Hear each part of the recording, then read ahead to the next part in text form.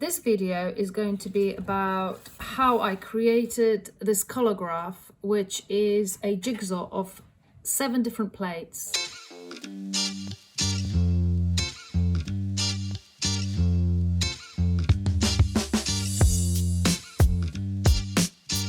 So this video will be explaining how I created this Collagraph. It's something a little bit different.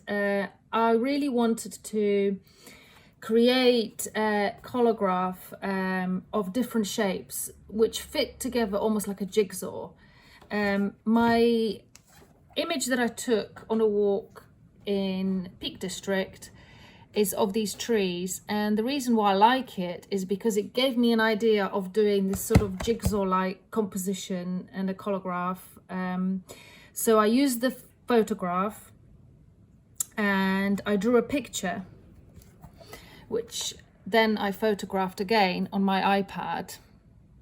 And this is a sort of general idea of what my jigsaw pieces will be like.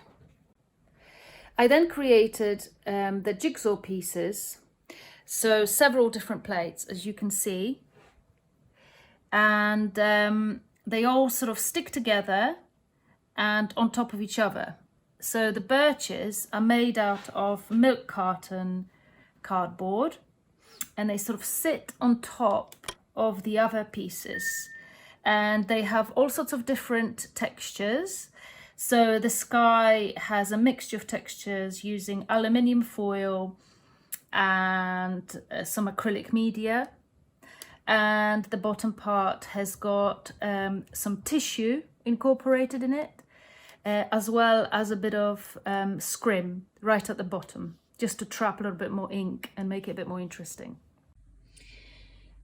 So what's really exciting about the final print is these marks that aluminium foil has created. I love this because it makes me think of sky and branches and a light shining through the branches. And I love the way the tissue paper has trapped some ink, and it kind of forms an interesting landscape, and bits of scrim and a little bit of light coming through here. It's quite fun as well. And this texture has been formed by a bit of gesso and some acrylic media, so uneven surfaces have been trapping ink just to make it that bit more interesting.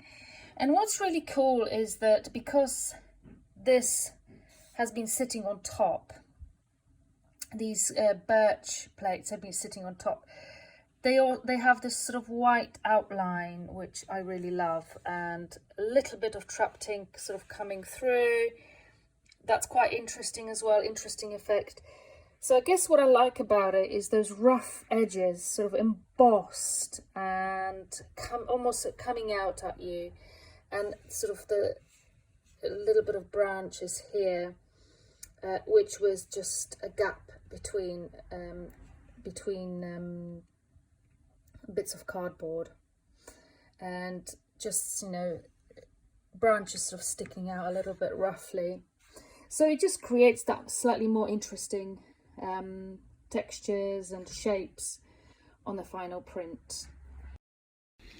So I started off with tracing my image onto the cardboard. In this case, I'm just showing you how I did the branches of the tree on the milk carton cardboard, and just cutting them out and doing the next branch, and just lining up all my images here. I've traced already on Enviroboard my design, and I'm just cutting it out with a sharp scalpel knife. And here are all my plates cut out, and they sort of fit together as a jigsaw puzzle. There might not be quite a tight fit, as I place them on the press, but it doesn't really matter. I don't mind having gaps in between. And just checking here how my branches are fitting in onto the design. They seem to fit well. And now I'm going to score the branches first, even though I'm going to apply here a gesso paste over it. I prefer to sort of cut them out first, and I'm just adding some scrim as part of my design at the bottom of the plate.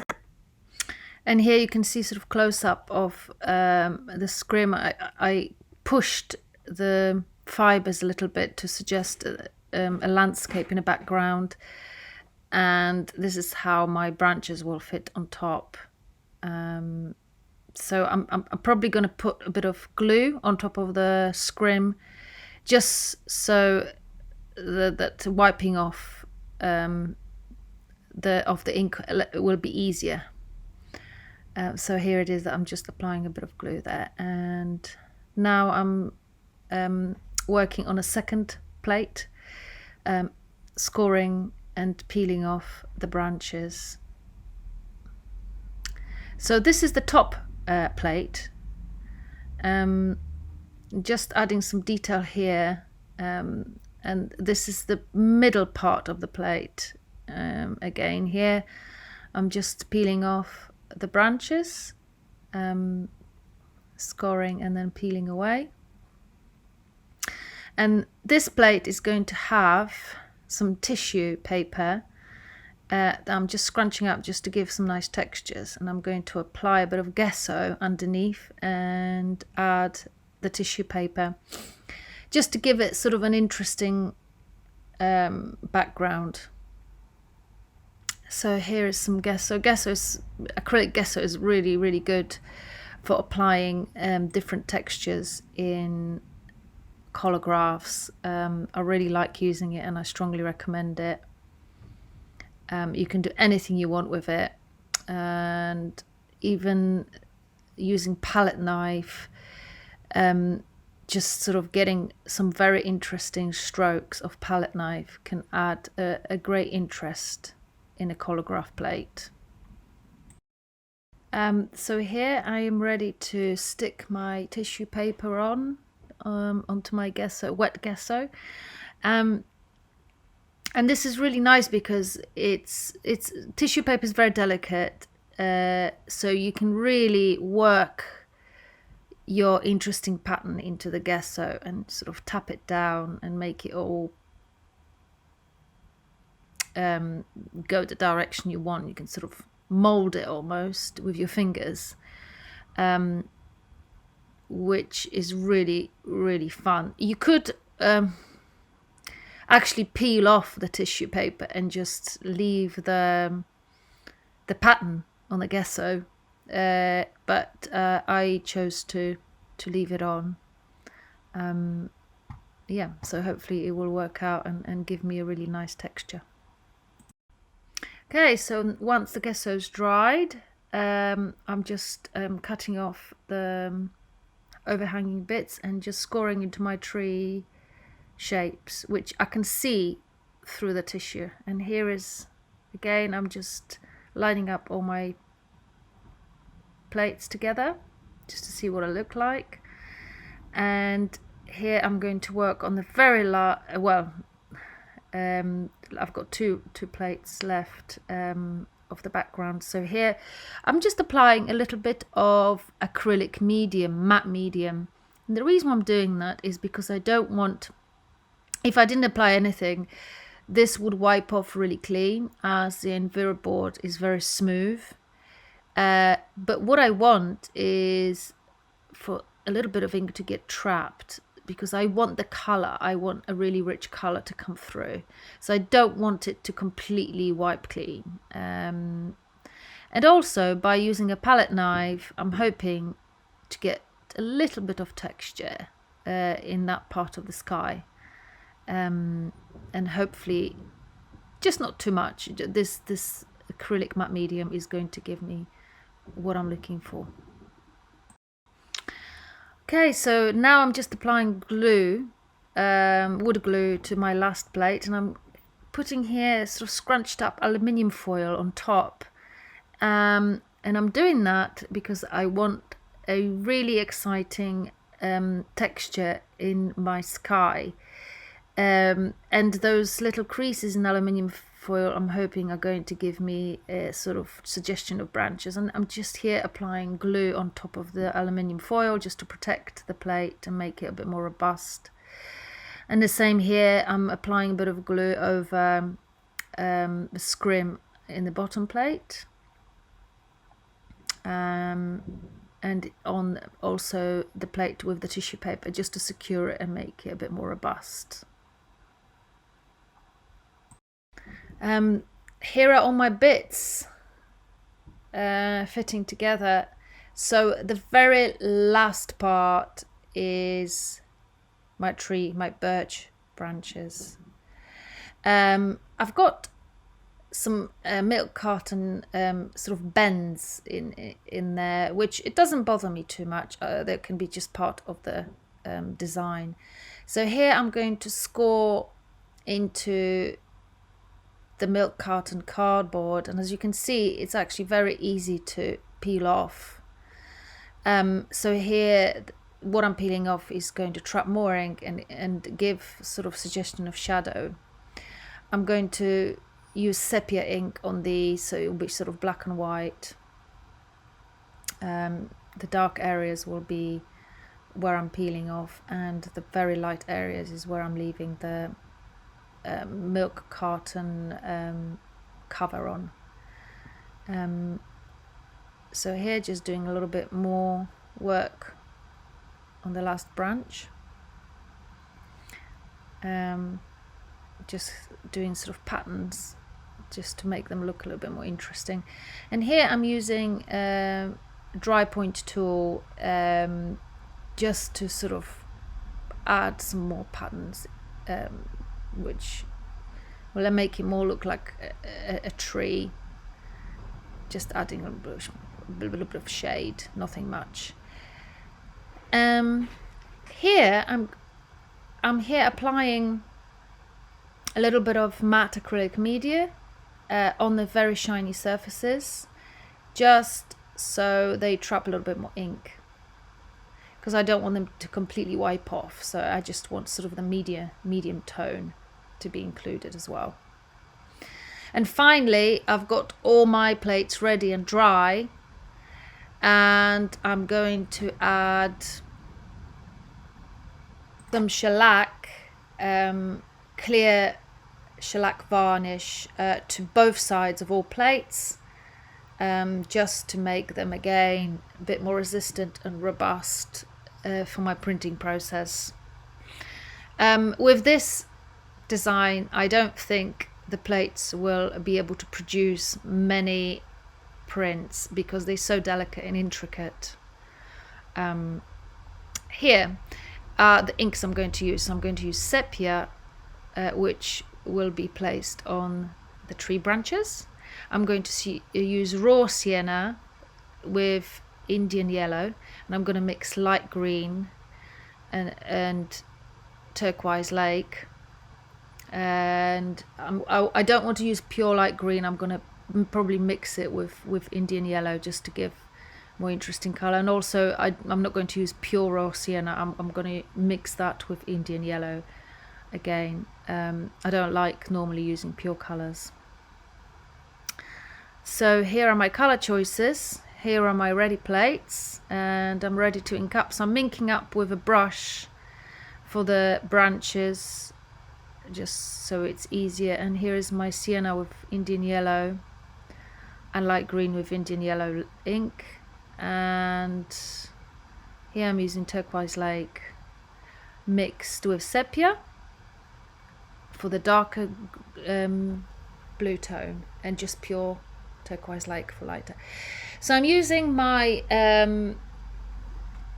paper pad just to draw shape around the newsprint that's at the bottom of the printing press, and just to give myself a reference point so that my design is right in the middle of the paper.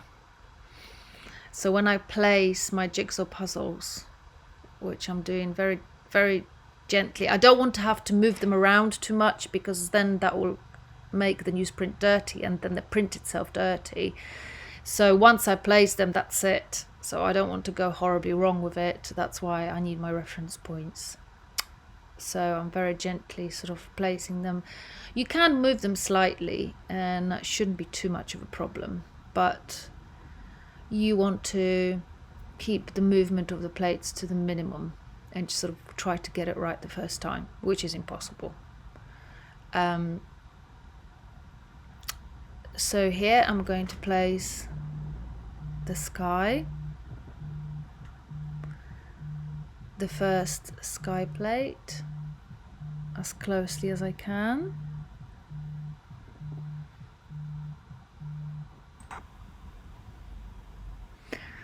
And then the next piece, and then my last background piece, which will be the branches and the aluminium foil covered plate. And here it is. It's quite a good idea to use tweezers. I found my tweezers while I was doing it. It was a great win.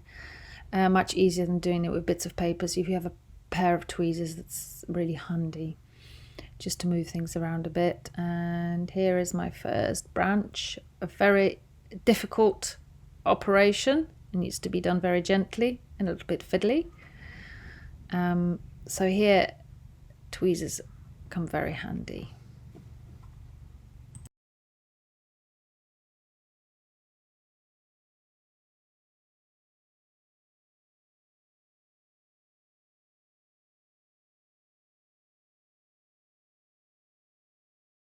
And here is the last one.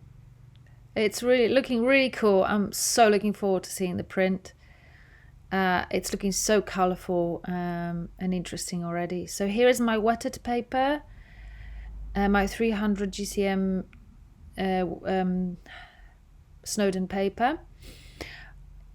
Here it come a bit unstuck. Yeah, I had to move the press a little bit because it ran out of space. It happens. And same happens here with my newsprint. So I just adjusted the press a little bit to slot it in. Not ideal, because you really don't want to do that. So don't copy what I'm doing. But here we go. The blankets are going down. And I've just got to adjust the press a little bit. Make it tighter. Here we go.